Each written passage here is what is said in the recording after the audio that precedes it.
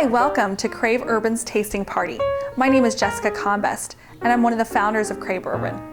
A couple things we're going to be seeing tonight. There's actually a choice to pick your own party, 3 different parties to choose from. We have the purist party, and we also have the enthusiast party. The third party is the entertainer. Tonight with the enthusiast party that we're doing, there's a few very important to prep for these parties. We ask that you get there 30 minutes ahead of time, and there's a lot of things that need to be done before the party begins.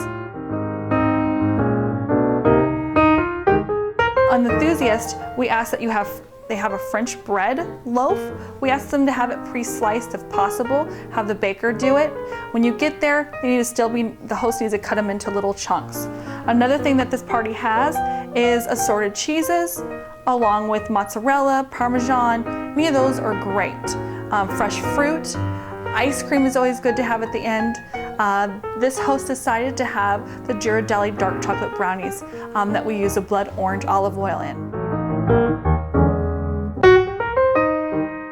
Putting your display together for your tasting parties is very important as well. One of the ways to do it is take the balsamics and put on one end of the table and the olive oils on the other. When you come into a home as a tasting advisor, you want to find the most crucial spot that people can see your display. Your product is the main portion of the party, so you want to make sure they can see the product and be able to sample throughout the party. So we've chosen her dining room table. What we did was we took the olive oils and put on one side, the balsamics on the other. Having the fresh cut bread in front is great to have because not everyone wants to shoot it straight down, your olive oil balsamic, so it's great to be able to have the bread to dip. Along with her popcorn. Popcorn's great to have, it's a great conversation piece. People fall in love with the popcorn the minute they try it. All right, with your prep time as well, it's great to get the sample cups available in your display and also to prep for your palate challenge. Find out how many people have RSVP'd for the party so then you know how many cups to count for. We put the sample cups out and we usually do 1 of our flavored olive oils for the palate challenge and then 2 mixtures. You can pick those mixtures from what we already suggested or ones that you come up with, but they're olive oil paired with balsamic. We ask that you pour it into one of our shaker bottles that we received in your kit, and that way it's all mixed properly. You always do 2 parts olive oil to 1 part balsamic. Shake it and leave it in the shaker bottle up until almost the time you're ready to do your palate challenge. So that way you can pour it into the cups and they're mixed well.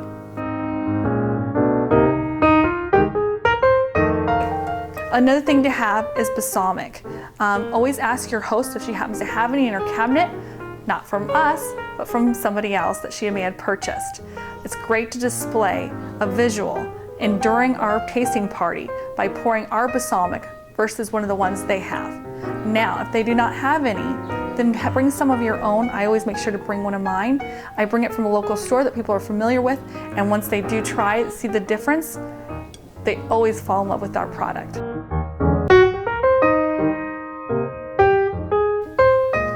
All right, so we're just waiting for the people to arrive. We made sure we have an area that everyone can kind of sit around and listen to us talk. We're getting prepared with our Recipe to Success note cards. We're reviewing those, and we're excited to be able to share this opportunity along with encouraging them to host their own party.